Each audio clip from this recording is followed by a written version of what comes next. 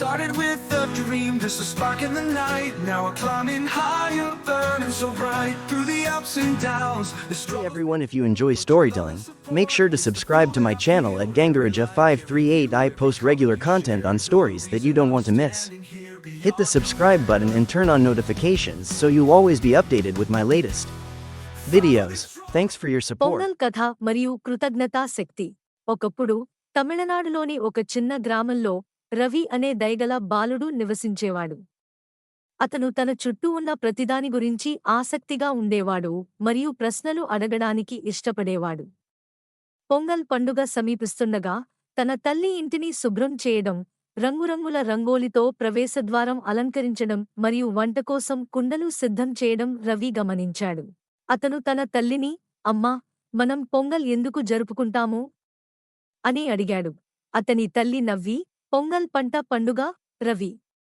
ఇది ప్రకృతికి, సూర్యుడికి, పశువులకు మరియు మనకు ఆహారం ఇవ్వడానికి చాలా కష్టపడి పనిచేసే రైతులకు కృతజ్ఞతలు తెలిపే మార్గం. రవి ఆకర్షితుడయ్యాడు మరియు మరింత తెలుసుకోవాలని నిర్ణయించుకున్నాడు.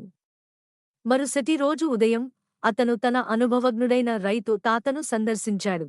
అతను ఆవులు మరియు ఎద్దులకు ఆహారం ఇస్తున్నాడు. రవి, తాతా, ఈ రోజు ఆవులు మరియు ఎద్దులకు అదనపు ఆహారం ఎందుకు ఇస్తున్నావు అని అడిగాడు. తాత నవ్వుతూ, అవి మాకు పొలాలు దున్నడానికి, బరువులు మోయడానికి మరియు పంటలు పండించడానికి సహాయం చేస్తాయి. వారి శ్రమ లేకుండా మాకు తినడానికి ఆహారం ఉండదు. పొంగల్ నాడు మేము వారికి మా కృతజ్ఞతను తెలియజేస్తున్నాము. రవి ఆలోచనాత్మకంగా తల ఊపాడు. ఆ రోజు తరువాత కుటుంబం సాంప్రదాయ తీపి పొంగల్ వంటకం తయారు చేస్తుండగా రవి తన తల్లికి కుండను కదిలించడంలో సహాయం చేశాడు. అతని తండ్రి ఇలా వివరించాడు, మేము ఉపయోగించే చెరకు, బియ్యం మరియు బెల్లం ప్రకృతి ప్రసాదించిన బహుమతులు. పంటలు పెరగడానికి సహాయం చేసినందుకు సూర్యుడికి కృతజ్ఞతలు చెప్పడానికి మేము ఈ ప్రత్యేక వంటకాన్ని వండుతాము. ఆ సాయంత్రం రవి తన స్నేహితులు పొలంలో ఆడుకుంటున్నట్లు చూశాడు. వారిలో ఒకరైన అరుణ్ నిర్లక్ష్యంగా ఆహారాన్ని నేలపై విసిరేయడం గమనించాడు. రవి అతని దగ్గరకు వెళ్లి, అరుణ్, ఈ ఆహారాన్ని పండించడానికి ఎంత శ్రమ అవసరమో మీకు తెలుసా?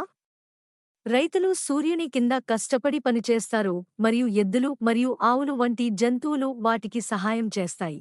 మనం ఎప్పుడూ ఆహారాన్ని వృధా చేయకూడదు. పొంగల్ మనకు కృతజ్ఞతతో ఉండటాన్ని నేర్పుతుంది. అరుణ్ సిగ్గుపడ్డాడు మరియు మరింత జాగ్రత్తగా ఉంటామని వాగ్దానం చేశాడు.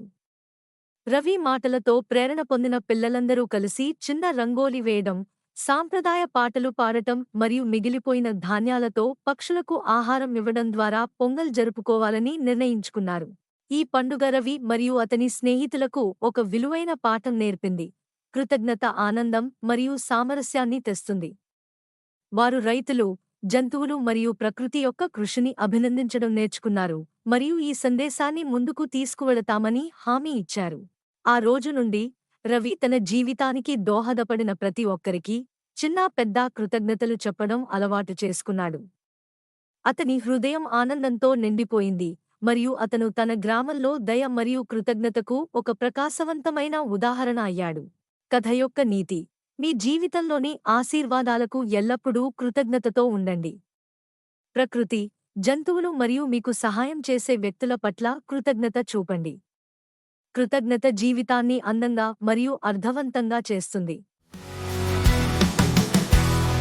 Father strong, you were singing this song, a family united where we all belong. Through the noise and the flame will rise like a storm. 500 strong, let's keep pushing on. This is more than a number, it's a moment in time. Every heartbeat here keeps the rhythm in line. Together we're loud, together we fly. 500 plus voices keeping dreams alive. Every step, every climb, every milestone we see. You're the force, you're the fire, you're the heart of me. 500 strong and we're singing this song. We're family united where we all belong. Through the noise of the flame will rise like a storm. With 500 strong, let's keep pushing on. Every step, every climb, every milestone we see. You're the force, you're the fire, you're the heart of me. 500 strong and we're singing this song. A